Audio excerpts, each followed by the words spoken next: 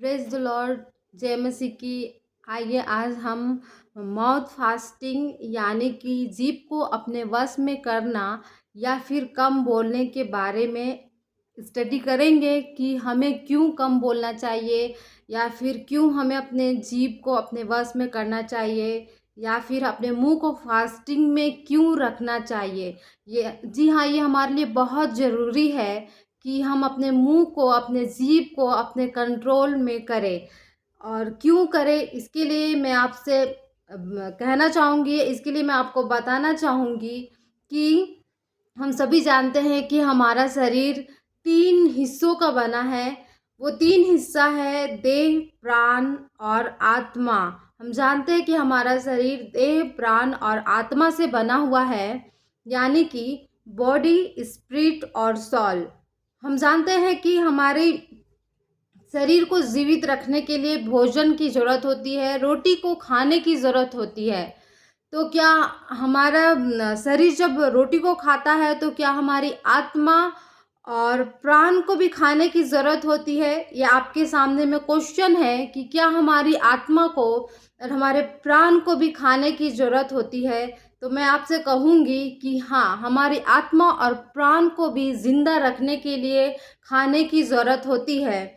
यो इसके प्रूफ में मैं आपको ये बात, ये वचन मत्ती रचित सुसमाचार उसके 4 के 4 अध्याय में जब हम जाते हैं और जहाँ पर शैतान जब यीशु मसीह का परीक्षा लेने के लिए आता है, तो जो कन्वर्सेशन जो वहाँ पर चलती है, जो बातें वहाँ पर चलती है, वो इस बात को प्रूव करती है कि हमारे स्पिरिट को, हमारी आत्मा को जीने के लिए परमेश्वर के वचन की ज़रूरत होती है।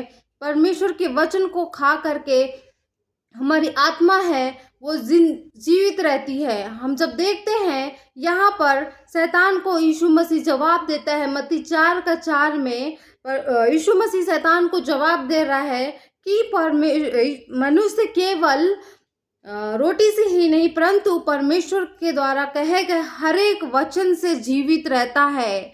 यानी कि हमारी आत्मा को, हमारी प्राण को जिंदा रखने के लिए परमेश्वर के वचन को बोलने से, बोलकर हम अपनी आत्मा और प्राण को जिंदा रखते हैं। जब हम परमेश्वर के वचन से बोलने लगते हैं और परमेश्वर के वचन से अच्छी बातों को कहने लगते हैं, हम जैसे जैसे परमेश्वर के वचन को हम देखते हैं तो हमारे जीवन में पॉजिटिव बातें हमारे मुंह से निकलती है।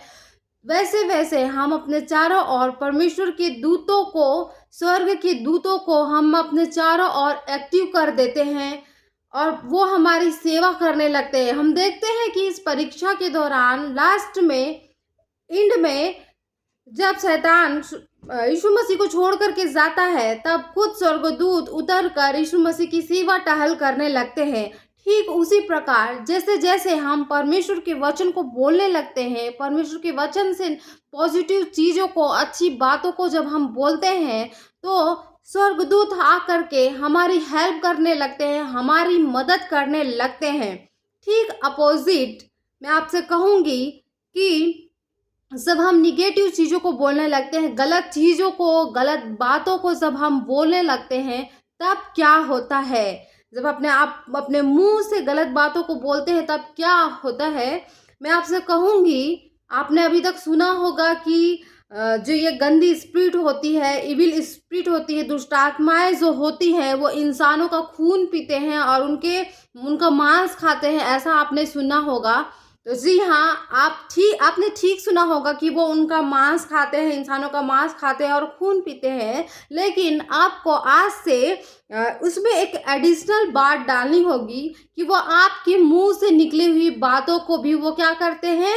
खाते हैं। और जैसे ही आप अपने मुंह से गलत बातें और गलत अंगीकार निकालते हैं, वैसे ही वो उन्हें क्या लगते हैं? खाने लगते हैं। जिस प्रकार से अगर आप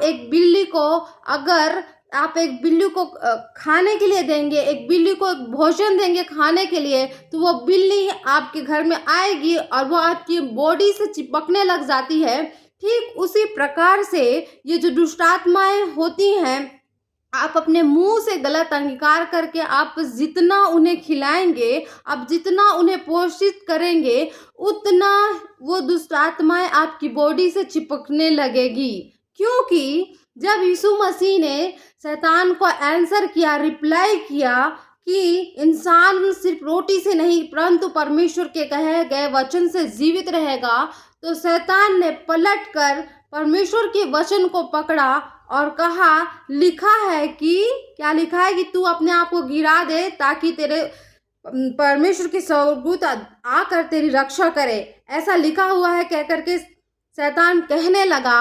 और यहाँ पर शैतान यीशु मसीह के मुंह से निकले गए उस वचन को वो पकड़ता है, यानी कि वो वचन का इस्तेमाल करने लगता है। ठीक उसी प्रकार से अब जब मुंह से गलत बातें या गलत अंगीकार निकालते हैं या गलत गलत बातें कहते हैं, तो ये दुष्टात्माएं क्या होती हैं, आपकी बॉडी से चिपक जाती है और उनको खाने लगती हैं। याद रखिए कि हम जब अपने मुंह से गलत बात कहते हैं, अगर हम सोच रहे हैं कि हम इंसानों को खुश करने के लिए ज़्यादा बोलेंगे, हम ज़्यादा बोलेंगे तो सामने वाला हमसे ज़्यादा इम्प्रेस होगा, तो हम कहने के चलते, बोलने के चलते, किसी को इम्प्रेस करने के चलते हम अपने मुंह से कई बार गलत बातों को बोल जाते हैं।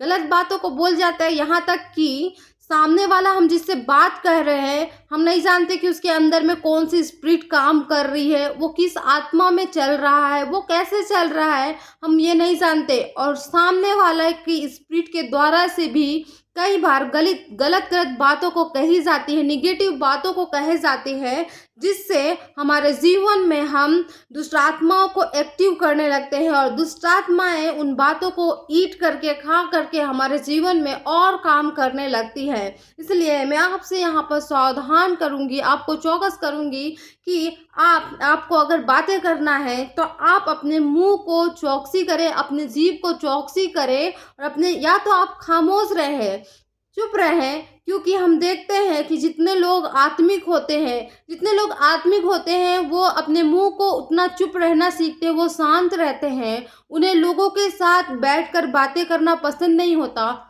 वो तभी बोलते हैं जब परमेश्वर के लिए बोलना पड़ता है, परमेश्वर के काम के लिए बोलना पड़ता है, परमेश्वर के वचन के लिए बोलना पड़ता है, अच्छी बातों को करने के लिए बोलना पड़ता है, वरना वो नहीं बोलते हैं। इसलिए मेरे प्रियो, आज हमें अपने जीभ को अपने वश में करना है ताकि हम शैतान को भोजन ना दे, गंदी स्पिरिट को भोजन ना दे, ताकि वो खा करके हमारे जीवन से फिर से चिपकने ना लगे। इसलिए आज मैं आपको वार्न करती हूँ, अगर आप अपने वचन को यहाँ पर सुन रहे हैं तो आज से आप अपने जीवन में इसे लागू करें और अपने मुंह से कहे गए अंगीकार का ध्यान रखें कि आप क्या बोल रहे हैं। प्रभु इस वचन के द्वारा आपको और हम सभी को आशीष दे। आमीन।